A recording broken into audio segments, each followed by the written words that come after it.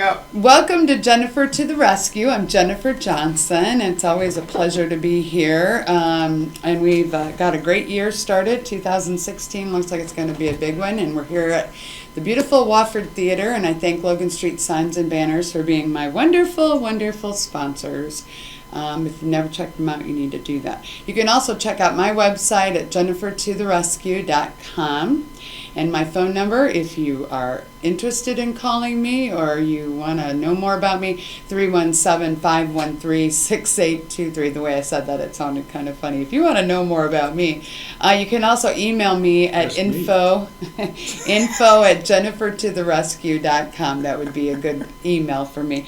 Always so happy to come in. Use the word private. It's archaic. Oh, It's typecast. okay.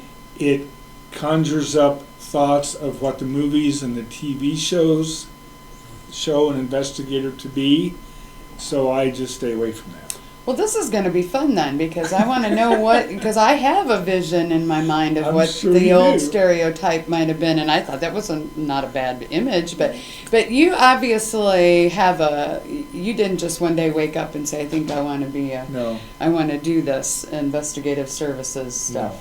So how did you, tell us a little bit about you. I went to college. I've got a marketing degree. The first couple of years out of school was in grocery management. Really? I recognized Interesting. it was business Mhm, management. mhm. I recognized I did not want to be in grocery management for the rest of my life. I answered an ad for an insurance company that turned out to be a claims adjuster. I had never been exposed to an insurance claim before, fortunately. Yeah. And so all of a sudden I was one. Well, that was good training. I stayed in the claims industry with different companies for 17 years. I was a claims adjuster, I was an examiner, I was a litigation specialist, I was a manager. Throughout those 17 years, I recognized the way the insurance industry was, and it did not quite fit with my way of dealing with people, for people. Mm-hmm. So I thought, okay, I'm going out on my own. And by then I recognized I could be an investigator. I had the experience to get my license as a licensed private eye, and so I did. You've got to have there's certain requirements for the Sure. state of Indiana, and you have to appear before the professional licensing agency, et cetera, et cetera. You've got to go through everything and show your experience levels and references and a lot of other things. But I did that, and then I opened up my own firm. It was called Macke, Marple, and Holmes. Okay. Now, obviously, that was a play on words with Miss Marple Oh, and Sherlock Holmes. I hadn't even picked up Those on people that. didn't. I had one attorney that recognized that once. No one else ever did. But within a couple of years then, I took over the name of Vandermoor from an individual by the name of Lee Vandermoor. He was a independent claims adjuster. Now, he just I did see. work for insurance companies. I knew him, I knew Lee, wonderful individual, great guy. But he retired about the same year that I started up. So when he retired, I bought his name. Wow, I've never heard of that before. And That's he had interesting. 2 accounts. I still have those 2 accounts Oh, okay. after all these years. And that was in 92, end of 92, 92, 93. So from 93 on, I've been working as an independent by myself. Wow, I've never heard of that before. So it's 40 years from 75 when I started working insurance claims, which I still do Mm-hmm. till current day. Wow. I'm sitting here thinking, that's an interesting story. And you just knew, well, it's just kind of, I never thought about it, but he was a private investigator. No, he was Okay. a claims adjuster. You said, okay. And he worked for insurance companies. Now, most people aren't aware of those, but that's the whole point, because insurance companies don't really want you to be aware of the claims adjusters. They're supposed to be in the background. And of course, this was a long time ago. Nowadays, more insurance companies utilize their own in-house or staff adjusters, investigators, if they have such, or whatever. They're even going to in-house attorneys again. It's kind of cyclical, but that's why you don't hear of them much. Now, before we go any further, tell people how they get a hold of you. We're going to go into the next segment for sure. We're going to talk about the different kinds of, cases, files you've had, the things. But we want to make sure they know how to reach you. I can be reached in multiple ways, either by my website, vminvestigations.com. My email addresses of mmacke@vminvestigations.com, or my regular email of mdmacke@sbcglobal.net. I'm also in the Yellow Pages and on other networking. Yes, and actually I've met you in a couple different things, so that's what's Yes. like obvious. You should be on the show. So you are not a detective. You are. I'm looking in the notes here. You are not in law enforcement. You're not a detective. So what's the difference? Difference between a detective. Some people call me detective, but that's Okay. misappropriation of the word. Detective is law enforcement. I'm an investigator. One's civil, one's criminal. Okay. Okay, that's Good the, way that's to- the easiest yeah, way to look yeah, at it. sure. Criminal is the public, is the public servant, the law enforcement, the police officer, the deputy, or whomever, and then you've got the private, which is what I don't like to be called, but it's the private segment of the community, which is the civil aspects. Okay. Civil aspect. So what we're going to do is we're going to take a short break. When we come back, we're going to go over a bunch of things, and you're going to tell us how you, because I know you also have all the information on how you become, what license, the licensure, is that right? Licensing. Licensing process is to become what you are, and Okay. we'll talk about the different file types. So we got a lot to do, so don't go away. Come back, join us. We'll be right back with Mike Macke from Vandermoor and Macke Investigational Services. I said that wrong. That's right. You know what I mean. We'll be right back. Thank you.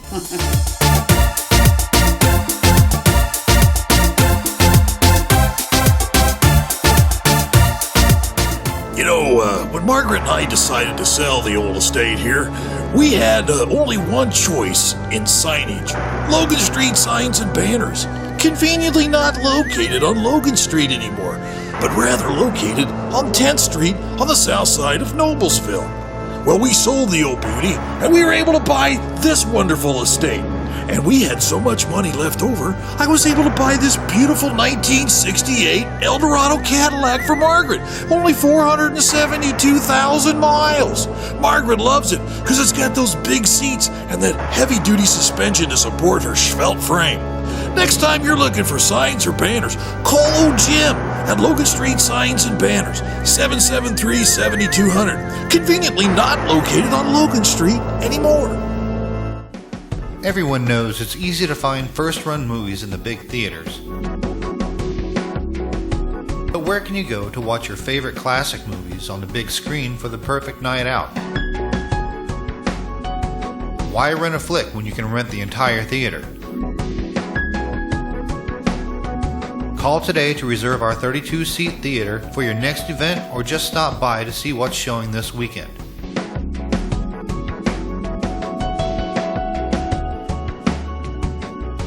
The 14 by 7 foot screen and the high quality digital surround sound system offers all the amenities you would expect from the big theaters, with a laid back atmosphere and comfortable seating of your own home.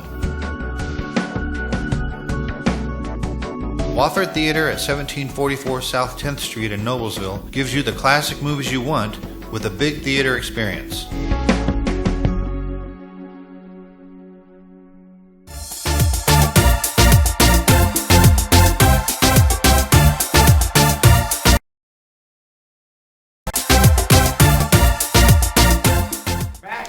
Well, welcome back to Jennifer to the Rescue. And I these breaks are just not long enough because we start talking about, and then all of a sudden it's time to go back on. We're here with Michael Macke with Vandermoor and Macke Investigative Services. Right. And we're going to talk about a couple things. We do want to thank Logan Street Signs and Banners. Every time we come in here, we're just thankful for the opportunity. And we're here at the beautiful Wofford Theater. So just check us out if you get a chance. Check out jennifertotherescue.com, and it'll give you more information on me. What did you have to do to become a investigative, what do you call yourself? Licensed investigator. Licensed investigator. Because we were talking about private is old-fashioned. Well, and Or- that's just the way I do it. Yeah. That's just my. It used to be, and we'll just do this real briefly. Sure. It used to be that the state of Indiana would license an individual, and that individual would have to obtain these requirements, which is 4,000 hours, or essentially it's 2 years of experience working under another licensed individual. That Oh. could be another investigator, that could be as a police officer, as law enforcement, that could be in insurance claims, that's where I came from. Sure. It could be in a number of different things, but it would still have to be okayed, recognized by the licensing board.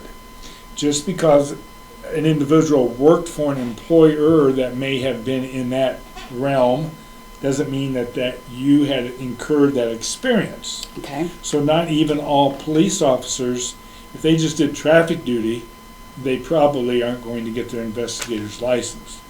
I obviously can't say that, but Right. for sure, Right. but that's the way it works. And then also, a person can be considered for a license if they've got a criminal justice degree, a 4-year degree in criminal justice, or a related degree from an accredited institution. Okay. Okay, not a 1-year degree, we're talking a 4-year degree. 4-year degree. Okay. Okay. And then other education, there's other courses, and then of course you have to have your references and that kind of information. And nowadays, in the last several years, the state has changed it to licensing a firm as opposed to an individual. Okay. But the individual is the one whose credentials are being addressed. Sure.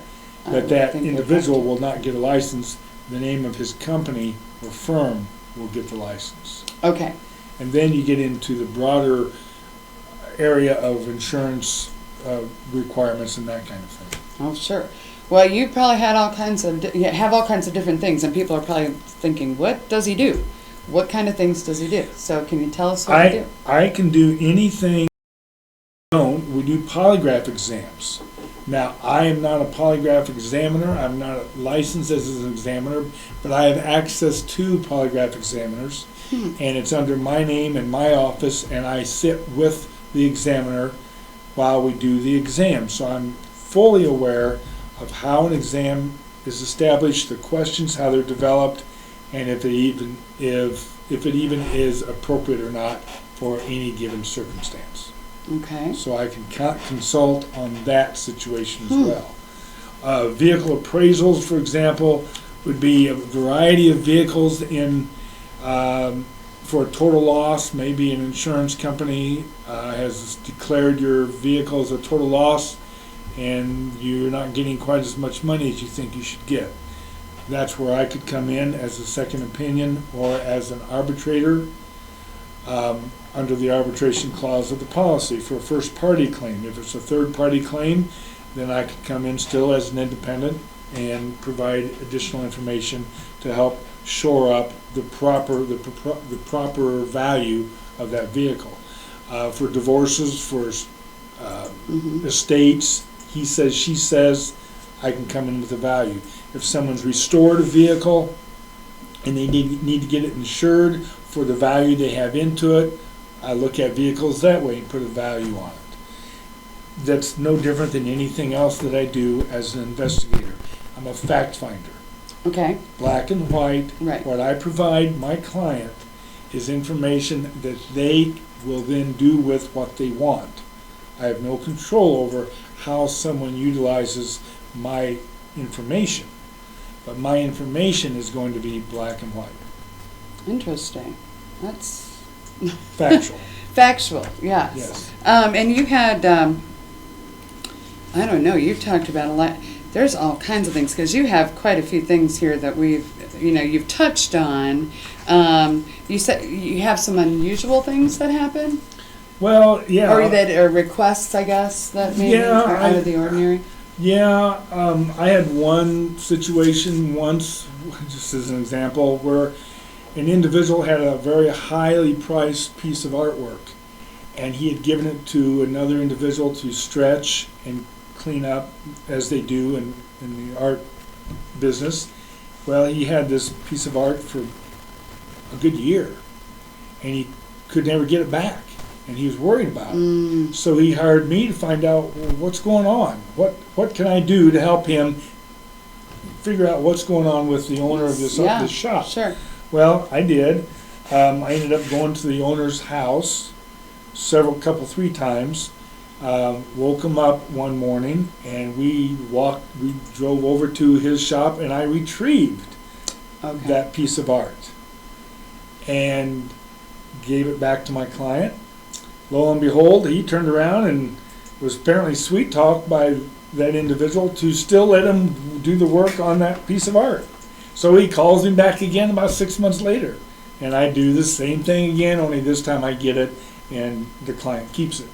But you can't control what they do with this No. information you give them, or the whatever you do. So he could have kept calling you back. Yeah. Glad he got smart, I guess. Well, Eventually. One more time, we're going to take a break. We're going to come back and we'll talk a little bit more. It does go fast, doesn't it? Yeah. But we'll talk about some things that we haven't touched on, obviously. But tell us how we contact you again. Okay, you can reach me by my telephone, which is 317-228-9200, or my email addresses, which is mmacke@vminvestigations.com or mdmacke@sbcglobal.net. Okay, we'll be right back. Don't go anywhere. I know we've got more to talk about, so it's very interesting. And Be one right little back. piddly example.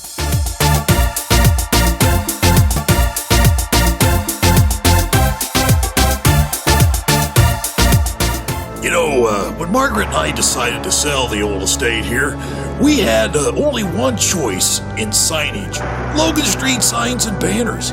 Conveniently not located on Logan Street anymore, but rather located on 10th Street on the south side of Noblesville. Well, we sold the old beauty, and we were able to buy this wonderful estate. And we had so much money left over, I was able to buy this beautiful 1968 Eldorado Cadillac for Margaret. Only 472,000 miles. Margaret loves it because it's got those big seats and that heavy-duty suspension to support her svelte frame. Next time you're looking for signs and banners, 773-7200. Conveniently not located on Logan Street anymore. Everyone knows it's easy to find first-run movies in the big theaters. But where can you go to watch classic movies on the big screen for the perfect Why rent a flick when you can rent the entire theater? Call today to reserve our 32-seat theater for your next event, or just stop by to see what's showing this weekend.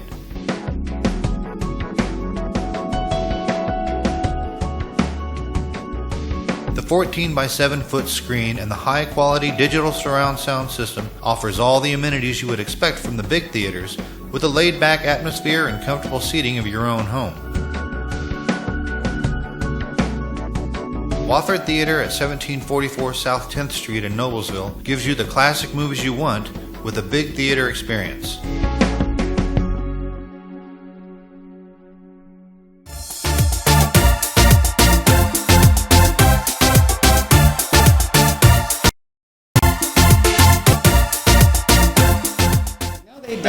They don't. We're having quite a lively discussion here on Jennifer to the Rescue. I'm Jennifer Johnson, and you can check all my information out at jennifertotherescue.com. Bring really interesting, timely, things that you just don't think about. I had a show just a day ago that was real interesting. This is just topping all of them, I think, though. This is pretty exciting. Well, it's just interesting. You don't think about how people get the right information. No. You know, we're talking to Michael Macke with Vandermoor and Macke Investigative Services, and you're a licensed investigator. We've talked about a lot of things about what, you know, how you got to where you are, which was not just one day you decided to become a licensed investigator. You have quite a bit of experience. Right. Got you to that point.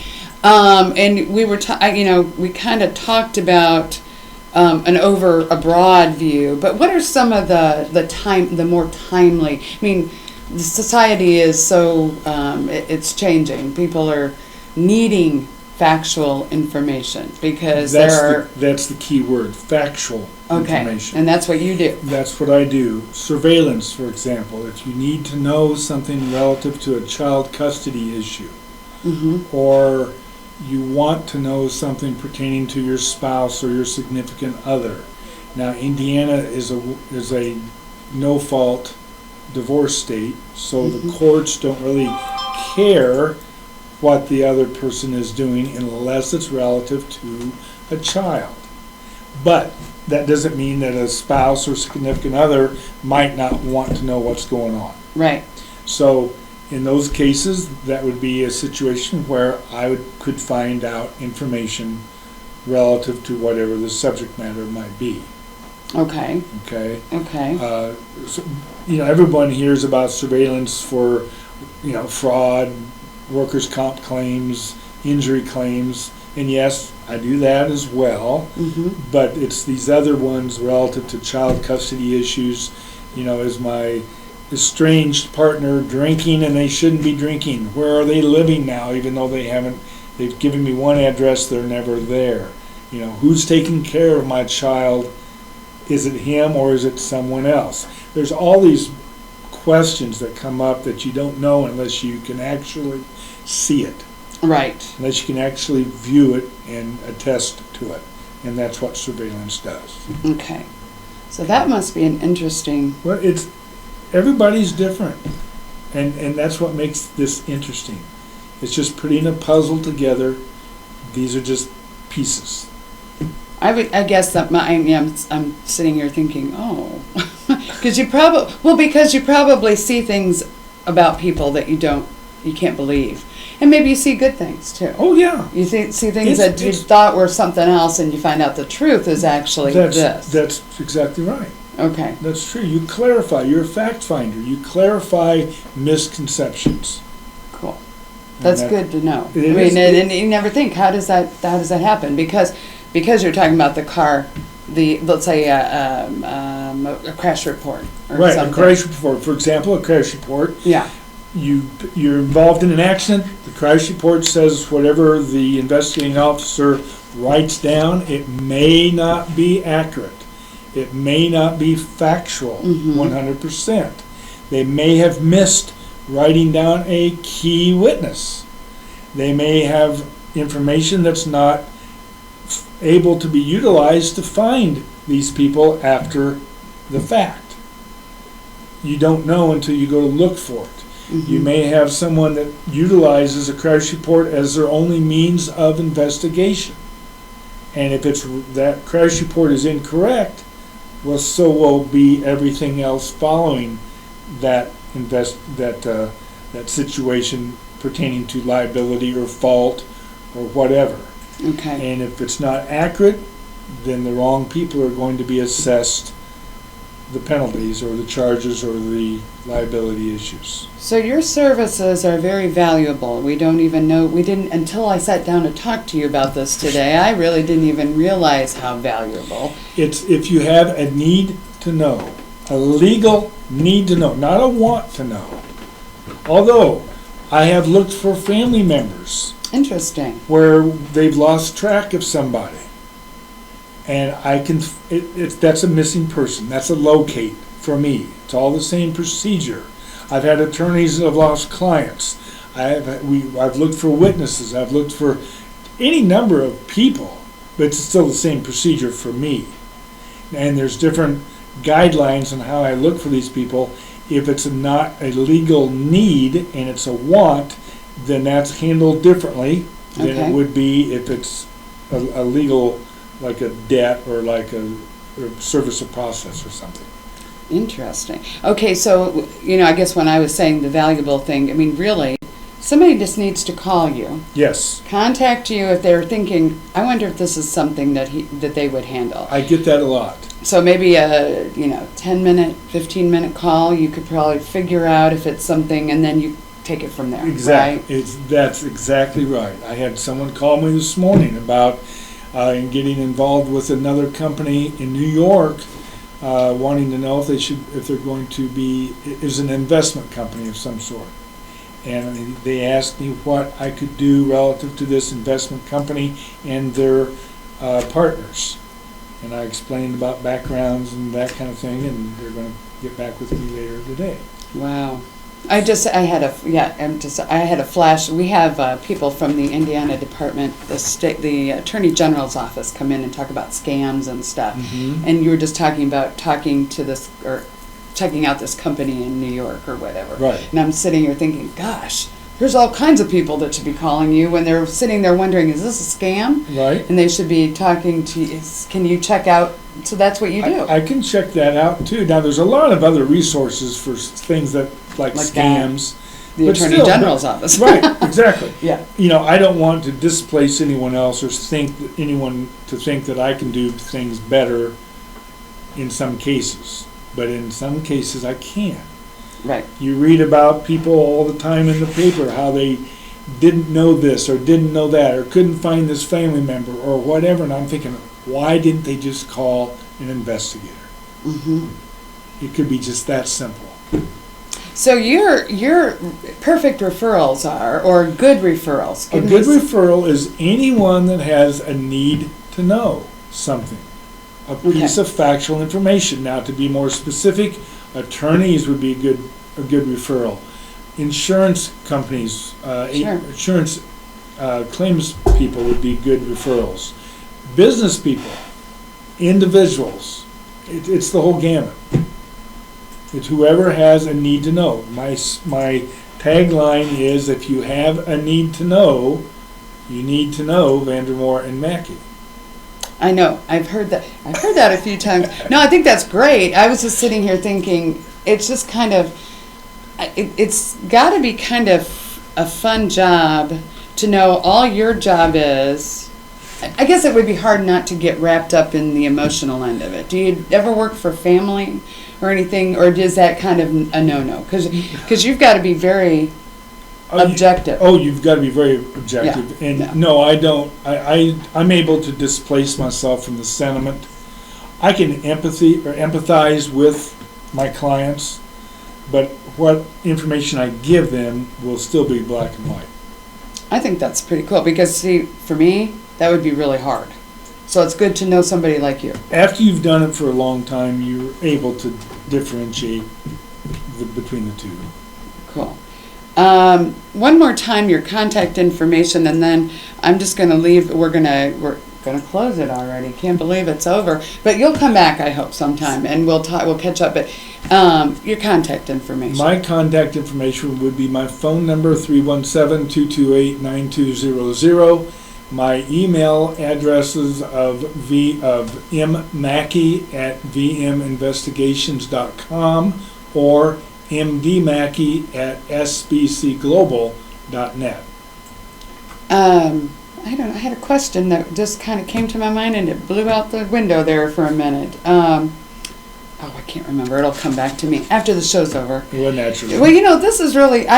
we've met many times, and I knew what you. I thought I knew what you did. I think that's pretty cool. Now I get to.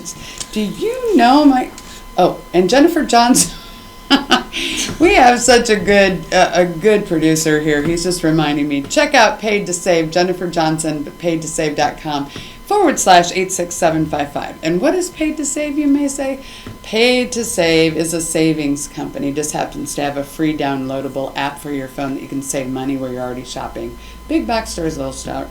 That's my little commercial. But I'd love to tell you more about Paid to Save. And JenniferToTheRescue.com.